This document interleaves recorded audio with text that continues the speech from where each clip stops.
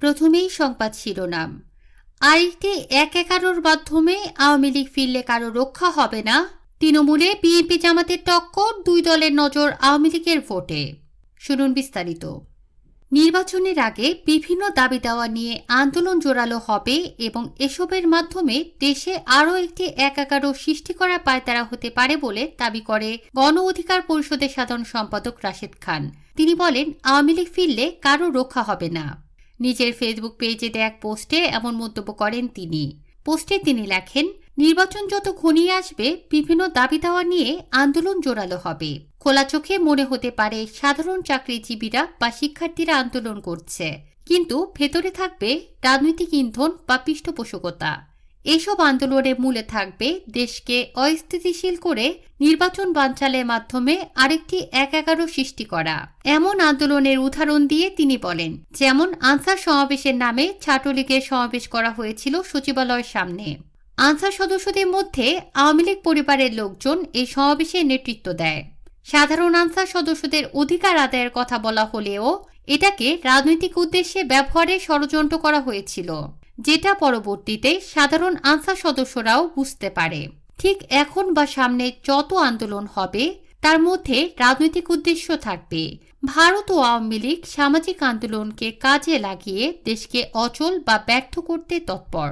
আমরা কি সেই সুযোগ দেব নাকি সচেতন হব? সাধারণ আন্দোলনকারী চাকরিজীবী ও শিক্ষার্থীদের এ বিষয়ে সতর্ক থাকার অনুরোধ করেছেন তিনি। তিনি বলেন, যৌক্তিক দাবি দেওয়ার আন্দোলনকে যাতে পতিত স্বৈরাচারের দোসরেরা রাজনৈতিক কাজে ব্যবহার করতে না পারে সেদিকে স্বয়ং আন্দোলনকারীদের সজাগ দৃষ্টি রাখতে হবে। সুতরাং আন্দোলন হতে হবে শান্তিপূর্ণ।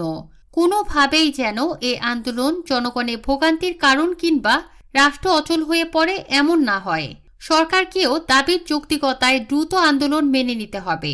গণ অধিকার পরিষদের এই নেতা আরও বলেন, সবাইকে অনুধাবন করতে হবে সরকার ঘোষিত সময় নির্বাচন না হলে এই দেশে ১-১১ মতো সংকট সৃষ্টি হবে এবং সেই সংকটে ডক্টর মোহাম্মদ ইউনূস সহ উপদেষ্টাদের জেলে ঢোকানো হবে। তবে যারা লিয়াচো করবে তারা হয়তো নতুন ১-১১ সরকারের থেকে যাবে, আর যারা গণ অভ্যুত্থানে শক্তি ছিল তাদেরকে একে একে ফাঁসিতে ঝোলানো হবে। তিনি বলেন, সুতরাং আমরা যা করি যা বলি সেগুলো যেন ভেবেচিন্তে করি। যারা মনে করছেন আওয়ামী লীগ ফিরলে আমার কি, তারাই সবার আগে বিপদে পড়বেন। আরেকটি ১-১১ মাধ্যমে আওয়ামী লীগ ফিরলে কারো রক্ষা হবে না। এদিকে বাংলাদেশের রাজনীতিতে নতুন করে সরব হয়ে উঠেছে এক পুরনো প্রতিদ্বন্দ্বিতা, বিএনপি বনাম জামায়াত। একসময় ঘনিষ্ঠ এই জোট সঙ্গীরা এখন মাঠ পর্যায়ে মুখোমুখি প্রতিযোগিতায় নেমেছে। ইউনিয়ন পরিষদ থেকে শুরু করে জেলা কমিটি, এমনকি অনলাইন প্ল্যাটফর্মেও এখন দেখা যাচ্ছে এক ধরনের তৃণমূল প্রতিযোগিতা। দুই দলেরই নজর এখন এক জায়গায়, আওয়ামী লীগের ভোট ব্যাংক। কিন্তু কেন এই প্রতিদ্বন্দ্বিতা? কেন আওয়ামী লীগের সমর্থকেরাই হয়ে উঠছে বিএনপি ও জামাতের টার্গেট? চলুন বিস্তারিতভাবে জানি এই রাজনৈতিক সমীকরণের ভেতরের গল্প। বাংলাদেশে গণভোট, জুলাই সনদ বাস্তবায়ন সহ বিভিন্ন বিষয়ে রাজনৈতিক দলগুলোর মধ্যে মতবিরোধের মধ্যেই সারা দেশে নির্বাচনী প্রস্তুতি শুরু করেছে বিএনপি। দলটির ভারপ্রাপ্ত চেয়ারম্যান তারেক রহমান বিবিসি বাংলাকে দেওয়া সাক্ষাৎকারে জানিয়েছেন, নির্বাচনের আগেই তিনি দেশে ফিরছেন এবং নির্বাচনে অংশ নেবেন। বিএনপি দেশের বিভিন্ন সংসদীয় আসনে দলীয় প্রার্থী বাছাই, তৃণমূলের সভা সমাবেশ এবং ধানের শীষের পক্ষে গণসংযোগ শুরু করেছে মাসখানেক আগে। তবে এবার বিএনপি এমন এক সময় নির্বাচনী প্রস্তুতি শুরু করেছে যখন মাঠে প্রকাশ্যে আওয়ামী লীগ নেই।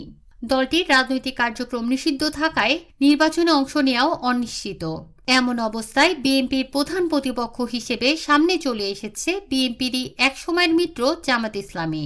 দলটি নির্বাচনে প্রার্থী নির্দিষ্ট করে প্রস্তুতি শুরু করেছে আরও প্রায় বছর খানেক আগে। যদিও অতীতে নির্বাচনে দলটির যে ভোট, তাতে করে জামাত বিএনপিকে আদৌ কোনো চ্যালেঞ্জ ছুড়ে দিতে পারবে কিনা সে প্রশ্ন ছুটছেন অনেকেই। তবে মাঠ পর্যায়ে জামাতকে বেশ আত্মবিশ্বাসী মনে হচ্ছে। সাম্প্রতিক বিভিন্ন জরিপের ফলে জামাতের সমর্থন বিএনপির কাছাকাছি উঠে আসায় জামাতের নেতারাও বিভিন্ন সময়ে আগামী নির্বাচনে জয়ের আশাবাদ প্রকাশ করেছেন। জামাত বিভিন্ন দলকে নিয়ে বিএনপি বিরোধী আলাদা একটি জোট তৈরির চেষ্টাও করছে।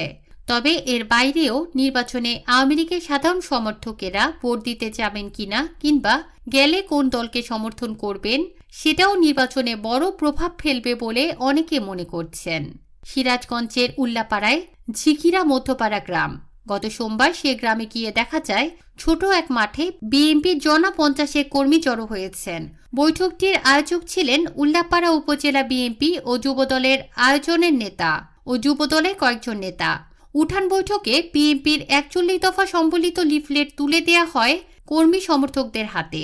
দলের পক্ষে এবং ধানের শীষের প্রার্থীর পক্ষে কাজ করার আহ্বানও জানানো হয়। যদিও উল্লাপাড়ার আসনটিতে দলে প্রার্থী নির্দিষ্ট করা হয়নি। খোঁজ নিয়ে জানা যায় সেখানে অন্তত 6 জন সম্ভাব্য প্রার্থী মাঠে আছেন দলীয় সমর্থন পাওয়ার আশায়।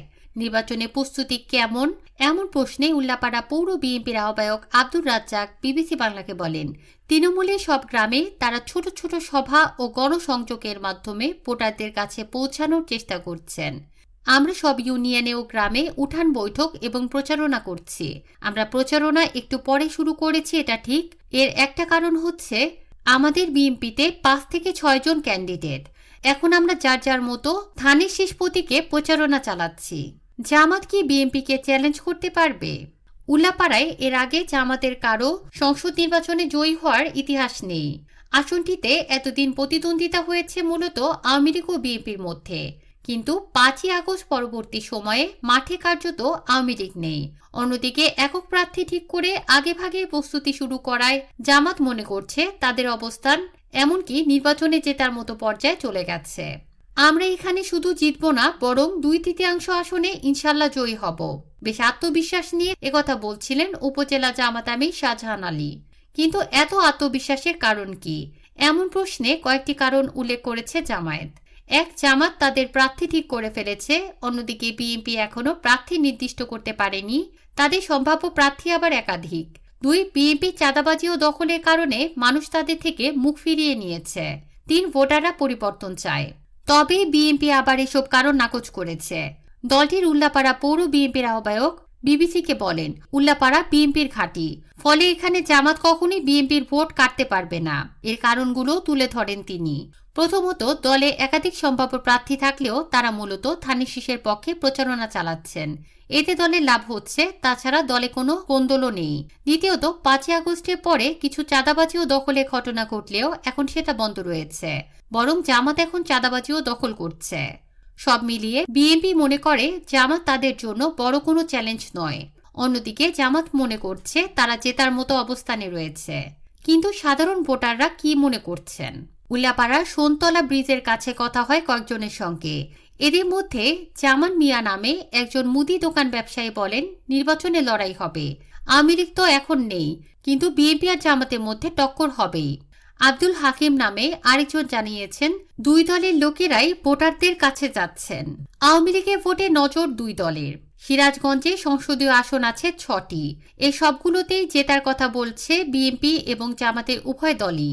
এর বাইরে অবশ্য সিরাজগঞ্জে অন্য কোনো দলের প্রচারণা সেভাবে চোখে পড়েনি, কিংবা জামাত কতটা প্রতিদ্বন্দ্বী হয়ে উঠল তার চেয়ে বেশি গুরুত্বপূর্ণ নির্ধারিত সময় নির্বাচন অনুষ্ঠিত হওয়া।